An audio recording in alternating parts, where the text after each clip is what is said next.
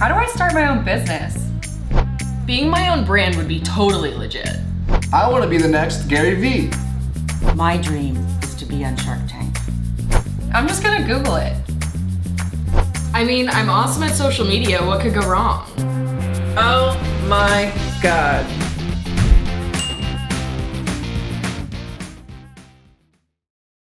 Hello, everybody, and welcome to Learning Curves. My name is Kelly Bassetti, and thank you for joining me for another episode. Today is episode 16, so woohoo!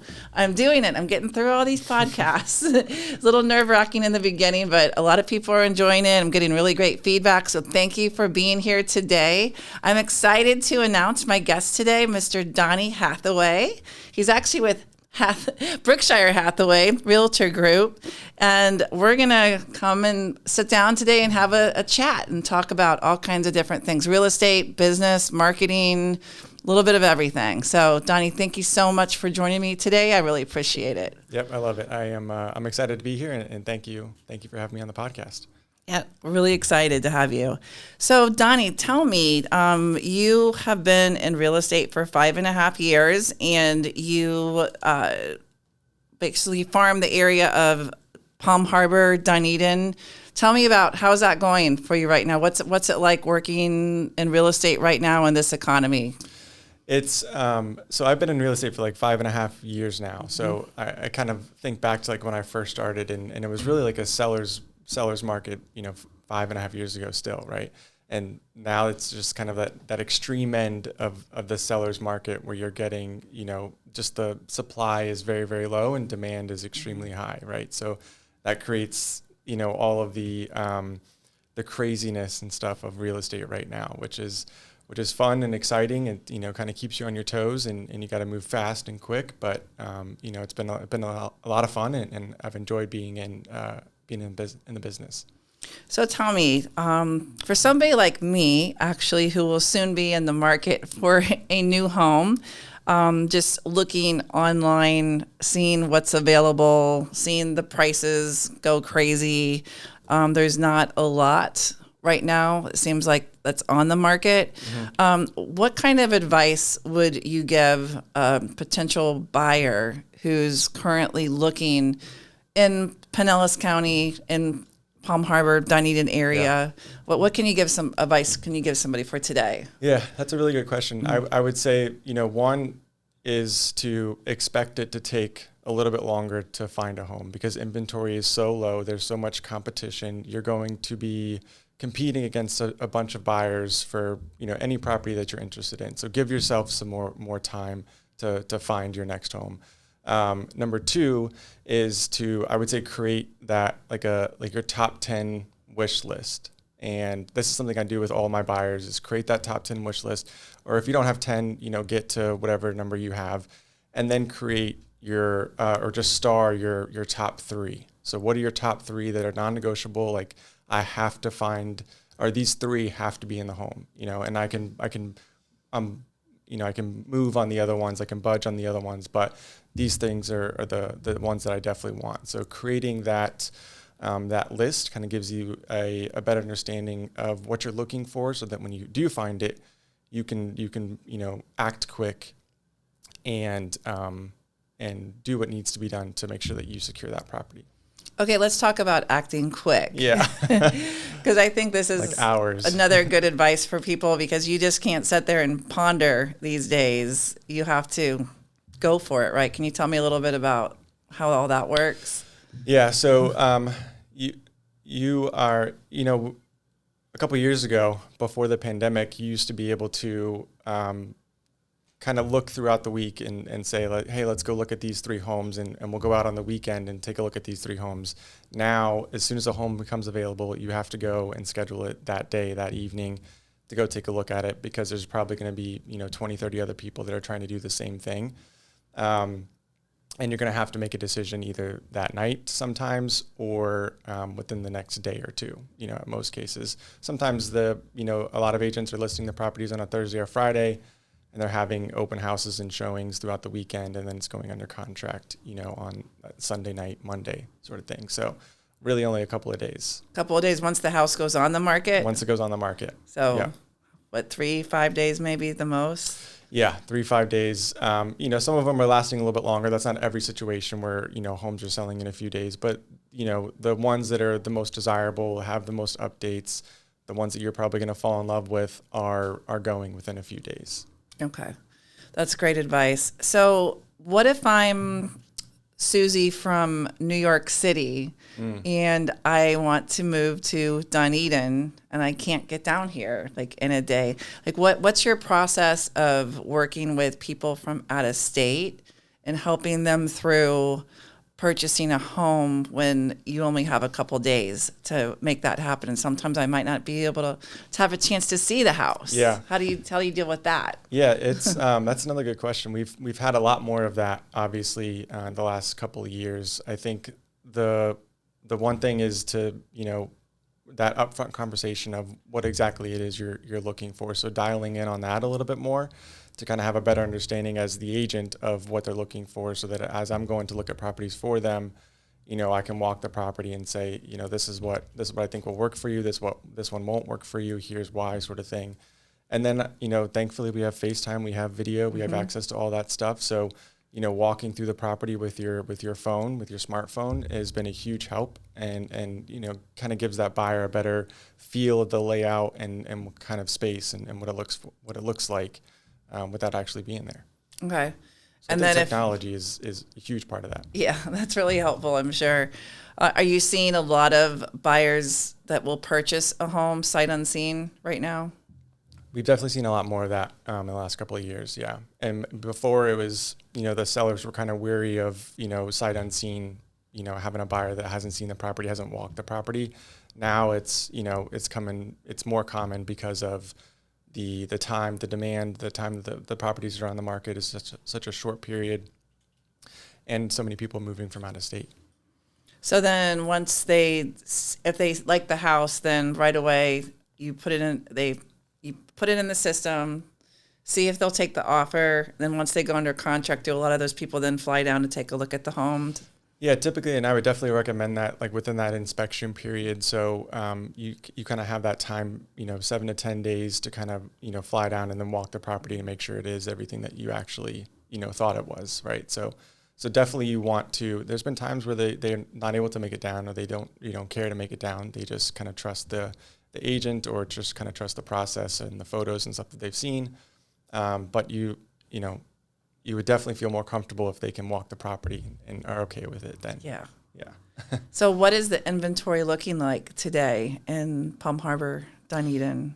Yeah, so we're pretty low. We're about, in a balanced market, so where there's, supply and demand is balanced, we say that there's about 3 months of inventory. So right now we're, around 1.5 months of supply right now. Okay. So it's low, and it's been hovering around there for a couple of years. So what's your prediction? Do you have a crystal ball to say this is what I think might happen, or? I wish. I thought we would have had more inventory by now. Yeah, but I thought so too. Yeah, it hasn't happened. I think the big thing is because inventory is low, the owners that are now hesitant to sell their property, even though they have the equity, they could sell and move on to the next one. They're hesitant to do so because inventory is low and they don't know what that next step is. So having that unknown is creating that challenge of getting more inventory. So I think once we start to see, I don't know what the tipping point is. Maybe it's interest rates, where we have, those first wave of sellers decide to start selling the property, and then inventory increases. I think that'll just kind of trickle down, and you'll see more and more properties become available. Okay. So a question for a local person, because this is another challenge that I'm seeing out there. I own a house, and my house is great and everything, but I'm looking at a lot of the houses that are available, and I'm seeing, how much they're worth right now. And being from Florida, I know they're extremely, extremely high, so it's making me hesitant. I hesitate on whether I want to do that or not, because I know what I'm looking for is probably something more than what they're asking for on these houses.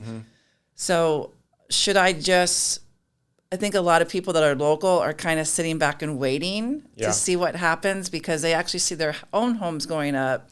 But yet when they look and see what's available, there's not a lot there. And what is there isn't really what they really want either, because they understand the floor, they've lived in Florida for a really long time and they're just seeing this big change. What do you recommend to somebody like that? Yeah, I think you have to go back to figuring out why it is that you want to move in the first place, right? So are you downsizing? Are you upsizing, getting a larger home? And really dialing in on that. And if you're downsizing, you can sell and then you'll have some equity that you can put into the next home. And if you're upsizing, it's obviously going to be, you're paying a higher price too. And then beyond that, what is your goal with that next home? Are you going to be there for 5 or 10 years or longer? Or is it going to be like a short-term move? If you're only going to be there for a couple of years, then maybe buying and selling isn't in the cards for you at this time. But if you're going to be there long term, where even if the market dips a little bit, you're going to be 5-10 years later, you're going to be on the other end of that dip, and you'll have some equity, and you're not going to be upside down or anything like that. Right. Yeah. It's just interesting. Yeah. Just watching everything. It is. It's Yeah. like, well, my home's worth a lot of money, but when you What can I go do look with at these it? other homes Yeah. for over $1 million, you're like, that's actually just like my house right Yeah. now. So why am I moving and spending that much? Yeah, and I think that's the challenge that everyone's having. I think that's what's kept the inventory so low is the prices have gone up, and people are just like, well, I have a great home right now. Why would I move and have to do more updates or to get what I have right now? So Yeah. So I think that's a big challenge for the locals. They're kind of sitting tight, but you're getting a lot of influx from all these other states that are driving the prices up high. Yep, absolutely. So what about the poor first-time home buyer? Yeah, it's challenging for them, right? They Yes. a lot of them have been pushed out of the market or pushed out of the area too, right? In Pinellas County is super competitive right now, so going north is maybe a better option for them. They can find a home that's a little bit cheaper. It's still obviously the prices have still gone up in kind of Pasco, Hillsborough County as well. But they might be able to find something that's a little bit more affordable, or Right. maybe just finding that smaller home than what they were originally planning on doing. Yeah, they're going to move out in the suburbs a little bit more than Yep. trying to be by the beaches. Yeah, exactly. Yep. Yeah. It's interesting, everything that's happening. Well, that's some great advice I think that you gave to all the people that are out there searching right now or thinking about buying a home. I know Yeah. there's a lot of questions people have, and it's like, what if this and what about that? And what's the process like, especially if you're Yeah. just starting to think about doing something like that? Yep. I think there needs to be a lot of education to make sure that you're educating your clients on, hey, this is what you need to expect. Yes, exactly. And I think that kind of goes back to that upfront conversation of like, what it is you're looking for, and then laying out like, okay, here's the process of, how we get there, how we find that home. Right. Yep. That's great. And that's really smart that you do that. So you can always say, well, hey, this checked off all 3 boxes. Yeah. That's really hard to find. Yeah. Let's go back to this list Right. that you created. Yeah. Yeah. Because it took us like 10 houses to get to this one. We finally got it. So Yeah. let's go. Yep. Absolutely. Yeah. So for your business in real estate, I work with a lot of home builders, developers, real estate agents. What is your process as far as how do you get the word out about yourself? What do you do to market yourself? Yeah. So for me, it's a podcast, right? That's kind of the big thing, and that's kind of how we got connected here today. Is the podcast Palm Harbor Local?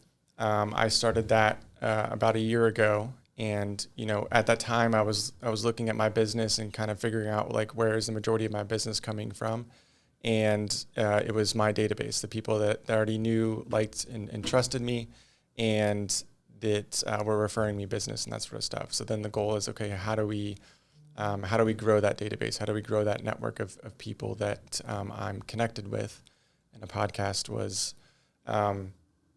one of those ways. I would say it was definitely something I was nervous to start doing, you know, because of the unknown and the amount of work and stuff involved with it. But it's been a lot of fun, you know, and it's connected me to a lot of people and like yourself, like we're here today. So Palm Harbor Local, what's the theme of the podcast? What do you talk about?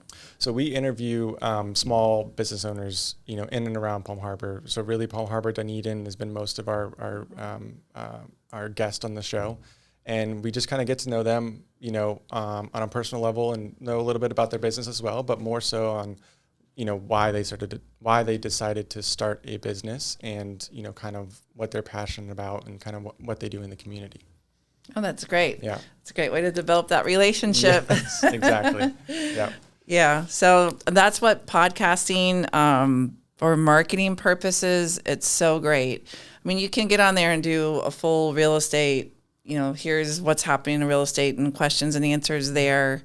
But if you're using the podcast for business development, that's a great way to do it, because you're not making it really about you. Right. You're making it about, you know, the business itself. And people are more likely to give you more information if they know that they're not going to be sold to. Yes. Yeah. And it really, you're just kind of starting that relationship and just opening up that conversation. And it's been a lot of fun, you know, getting to meet some of these people. I go back to one of the things I was passionate about was the small business community in our area, and just understanding. I was always curious about who these people were and kind of why they did that. So that's kind of where I created the theme of the podcast. It was just something that I was curious about, right? And I wanted to know more about. So I think that's the key too, is finding something that you are passionate about and enjoy doing. Oh yeah, absolutely. Yeah. That's why I started mine. Yes. You know, in the beginning it was, okay, this could be a great business generator, but when I really looked deep into the reason why behind that is really, I wanted to be able to offer a platform where I could help others learn, because I think I have a lot to offer as far as being in business for as long as I have, and bringing on guests that can offer, you know, helpful information in a lot of different categories. I just think that people really appreciate that. Yeah, I think that's one thing I've learned with you know, the guests that I've had on my show too, is like we're all, like all the business owners are at different levels of, you know, understanding their business or marketing or whatever it is, but they're all learning and they're all wanting to figure something else out, or they're not great at something, right? So they're curious as to how they can improve and that sort of stuff too. So I think sharing tips and advice from others and being able to hear that is super helpful. Yep. And everybody has something great that they can Yes. contribute. We can learn something from everybody. Yep, absolutely. So everybody that comes to my podcast, it's always some aha moment, like, oh, that was like some really good information I didn't know. I really appreciated that. Yeah. Yeah. So it's awesome. And I love, you know, that the business community here in this area is really stellar. I think everybody's here to help each other out and be there for each other. And I love that. Yeah. Yeah, I think that's something I've learned too, is, you know, the community aspect of, you know, the small businesses is pretty unique. You know, it's cool. I think it makes our area special. It really does. Yeah. I was nervous when I started the studio. Yeah. Because I was like, well, it's kind of hidden behind my agency, but I'm going to make it really cool so people want to come, and, you know, will they want to come? But just by having a lot of small events here and inviting the business community in, hosting events, we do a lot of. And once they get in here, you know, they want to help you. They want to be that brand ambassador. And every time we invite people here from within our community, because we built this for anywhere from Clearwater, Dunedin, Palm Harbor, because there really isn't anything like this in North County. Right. You can go to Hillsborough County and pay a lot of money, or you can go to St. Pete. But, you know, we're business, everybody's busy. Just to have something right here, and something that's going to be affordable as well. So it was great. And once we started opening up the doors and having these events, everybody wanted to come and help. Like the whole community, from the chamber to the organization that you're in with Trevor, the incubator, all those different organizations have just loved every second of it, and it's been an amazing support system. So get involved in your business community because everyone wants to help you. Yeah, 100%. And there's so many different things like the incubator or different little, the chambers and that sort of stuff where you can kind of get connected with other business owners and other like-minded people and stuff too, Yeah, so it's an amazing support system, though, it really is. Yeah.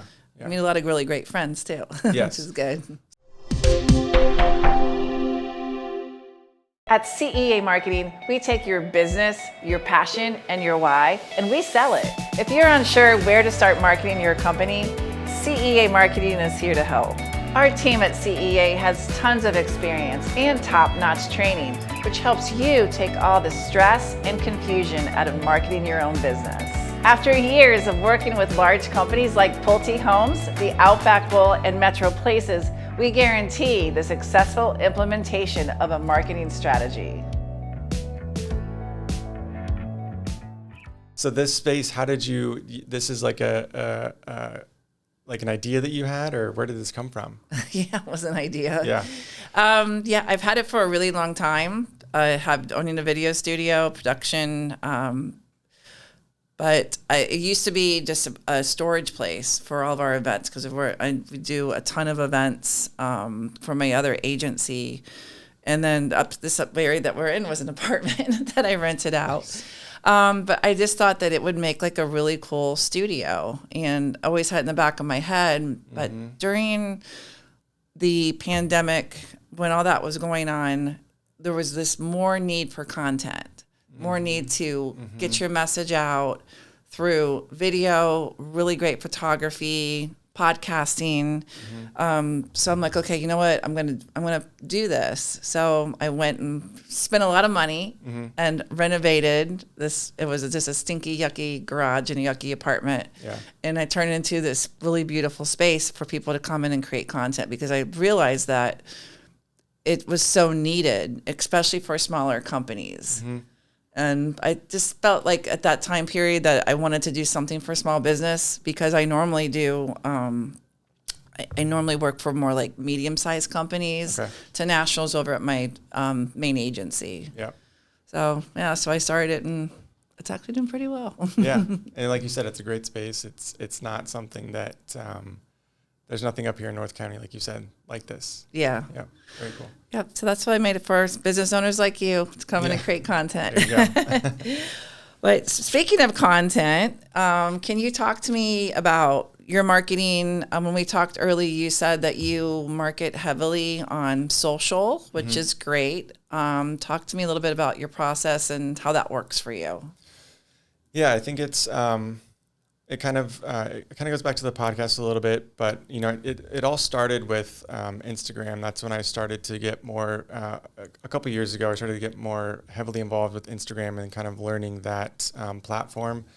And it's similar to the podcast in that it's not always about real estate, right? It's about the person and behind the business and that sort of stuff. So, it was more of a way for me to share who I am as a person, like what do I enjoy doing and stuff, but also educate, the people on some real estate topics and stuff like that too, kind of what's going on in the market, processes, all that kind of stuff as well. So it's just another way to meet more people in the community and kind of get my message out there. Yeah.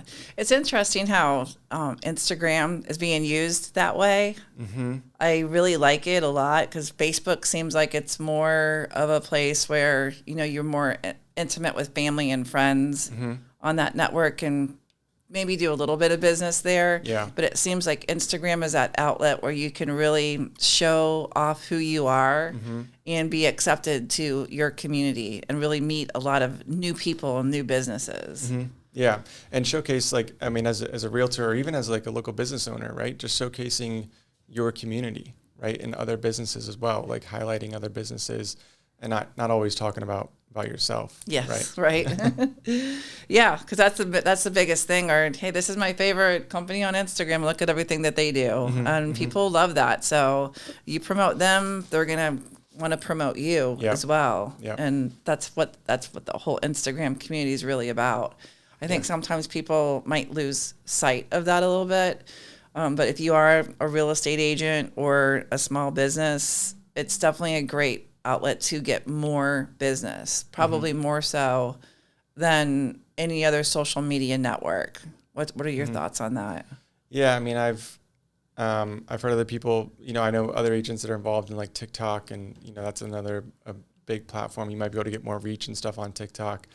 But I think it's challenging. Like we were talking before a little bit about YouTube as well, right?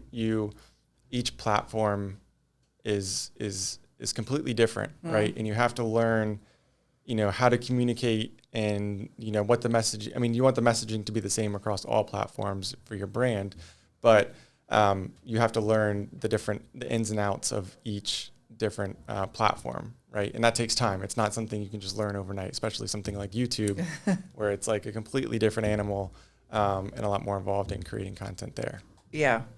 Yeah, I've found YouTube to be my new favorite channel. Yeah. I never really thought that before because I've been in marketing so long. I'm always like Facebook, Instagram, always touting all that for so long. But YouTube is just an amazing outlet that I found myself using a lot lately. Just anytime I want to know something or learn something, I go there. I almost go there now. I've started to like go to YouTube more so than if I'm going to sit down and like watch TV. I'll go to YouTube and just watch a couple different videos of something that I'm interested in. It's almost like that. It's taken away from the cable television. Yeah. You can watch, if you were into sailing, watch a sailing video. I'm getting ready to go to Italy for a month, and I've just been every night. Yeah. I'm watching all these different videos on Italy and all the places to go and where to eat, and it's just, and that kind of is like nice and calming, but you're learning something as well. And the longer form video, it's a great channel. It's really good for like searchable content, so people can find you more so that way, I think, than the hashtags. You can run hashtags, but kind of hit or miss there. But if you really optimize that YouTube channel really well, you're going to probably get more of a serious buyer that's in more of the decision-making funnel of him. I'm ready to do something now. Yeah. And I've heard that from other agents across the country that are heavily involved in YouTube and stuff, and they'll have people that that reach out to them and like, hey, I'm moving to the area. I've watched every single one of your videos, and I want you to help me find a home, sort of thing. So it's huge. Because it's the building trust kind of thing, and I think that the YouTube person is going to be more focused on the video. I think. Because they're going there for a purpose of this is what I'm looking for. Then when you're gradually, I'm going through my Instagram. Oh, wow. Oh, look at those shoes. Those are so cool. Then all of a sudden, like something else pops up, and like you kind of get ADD with that kind of thing with TikTok as well. Where I think with YouTube you have more. That's why they'll watch this podcast for 40 minutes. Because they're going there to do that. Yeah, that's a good point. Yeah, that makes a lot of sense. They don't get interrupted by all these other things shiny objects going on around them.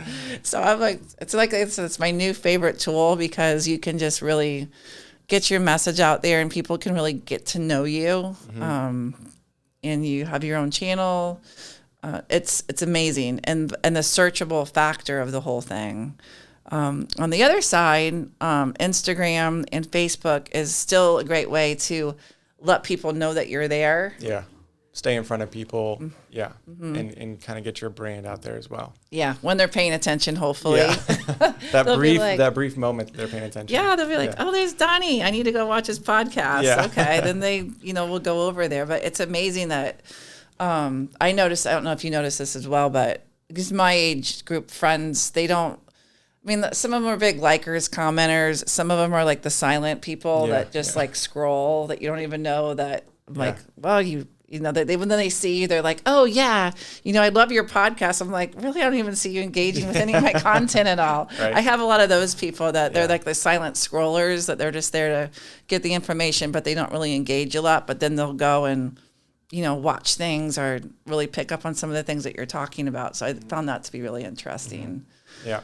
I think that's why you sometimes, and I've done this myself, where you get too involved with like the analytics of, how many people are liking it, how many people are commenting and that sort of stuff, where, that's not necessarily that important, right? Like people are, it's kind of like you send out a mailer, right? And people like look at it and probably just throw it in the trash right away, right? So same thing. They're just scrolling through and just throwing it in the trash. Yeah, and sooner or later they're gonna be like, "Oh, Yeah. yeah, okay, I'm ready to. I've received 5 mailers from this company. I'm ready to do business with them now." Yeah. I used to do mailers all the time. Yeah. I was like, that's one of the main things that we sold at CEA, and it was so funny because I would be like, I wonder if these things are ever working. But every time I'd go on like a new business call with somebody, they would call me up. They would come in there and they would literally, this happened all the time, have a folder Of all of them? of all the mailers that I sent to them. I'd be like, wow, that's cool. awesome. Because Yeah. when they get it, you don't know whether it's working or not. At least with social, you kind of have an idea. Some people are looking, liking, and commenting, but it's interesting to see that I think a lot of people judge themselves too much on the likes Yeah. and those types of things, where I found out that really doesn't really matter, because you have this whole other fan base of people that are watching you and appreciate your content. Yeah, I mean, I think it's like the same thing with the mailers, right? It's all about the consistency. Like if you're continuing to do it over and over and over again, at some point, like whenever they're ready, they're going to have seen you so many, X amount of times that you're going to be the one that they think of, whatever business that is. Yep. And podcasts, the same thing. I think a lot of people are like, well, is anybody going to watch my podcast? Are they going to listen to it? Well, even if you just get that one person, right, to watch it, or maybe it's that customer that you interviewed. Maybe they have a really boring subject or whatever, but you got them in there, you interviewed them, and all of a sudden they become your client. Like, so what? Who cares if anybody else listened, Right. Yeah. If you can just get a couple people and each time, grow from that, that's what it's all about. Yep. And you just continually to improve, to get better, meet more people. Yep. And then the next thing you know, you have this huge following. Yep. Yeah. So true. So true. But you have to be consistent with it. Yes. Yeah. That's the key. That's the challenge. And it's the one thing that has to happen. Yeah. So how many episodes are you into right now with your podcast? I think I'm on like 60 or 61. Wow. Yeah. Great. Which is, it's kind of crazy to think about. I started doing one a week last year in 2021. So you just kind of, my main focus last year was just to be consistent with it. Like I have to put out one a week. One a week. And then, I didn't even worry about the numbers or how many episodes I had. I was just like, okay, what do I got to do to get the next one? And then that's all I focused on. And it's paid off to where I'm at now. Yeah. And that's a really important thing for marketing purposes or anything that you do. Set, one goal for yourself, because I think a lot of times, I know I can be like this sometimes, but okay, you have to do this, this, this, and this. And part of me is because I'm putting together these massive marketing plans. I think that's just how my brain works. Yeah. But if I really do, like you said, like you come in, you focus on what is your main goal. My main goal is to put out one a week and get better at it every week. But you're never going to get better if you don't start. Yeah. Yes. 100%. And Right. did you, so this is when I started the podcast, I probably had the idea for a while before I actually committed to like, okay, let's start it. And I don't know if the same thing, if it was just like, okay, I'm ready to start the podcast, but I was hesitant to start in the beginning. But then once I started, I was like, okay, I can do this and let's keep it going, sort of thing. I wanted to start this podcast like 3 years ago. Oh, yeah. I did. I always was like, I went to all these courses, learned a lot Nice. about it. Yeah. It was like, okay, I'm going to do this. And, I do speak a lot and at conventions and things like that, but I do have this introvert inside of me kind of thing. But I also know that I've always enjoyed more of this type of format than getting up in front of a big crowd. Yeah. Because I was a radio DJ and I went to school for actually I wanted to be a DJ on a radio station, because it's great because you don't have all these people looking at you. You're just kind of like you and I, just having fun, having a conversation. So it's not as intimidating as, the whole crowd thing. But yeah, it was just really interesting of the whole radio side of things. And then when the podcasting came out, I'm like, I really want to do that, but then it's just, I don't know. For sometimes I think we talk ourselves out of things, and we just have to put a plan together and different time periods, try not to do too many things. Yeah. I'm going to start a podcast. I think before I started my podcast, I wanted to grow my Instagram because I felt like, yes, I have a lot of great friends and family that follow me on Facebook, but I want to go after this whole new business world. So when I had maybe like 100 people on my Instagram, I knew I wanted to get that following up first. Yeah. So my goal was, okay, get to 1,000 people that you've actually, made those relationships with organically on Instagram, and then you can start your podcast. So that's what I did. Nice. How about you? I had a good following on Instagram because I'd been doing that for a couple of years before, and then it was kind of I tested out the idea of the podcast. I had my cousin actually we were going to co-host it, was like the original idea, and we did one episode with just a friend. And kind of, that was like, okay, let's get some of the nerves and stuff out of like that first episode sort of thing. And I don't think we ever published that episode, but I should go back and listen to that just to hear what it sounds like. Right. And then it was finally like, okay, I think in order to make the podcast work, I just need to do it by myself and just interview the guest and that sort of thing.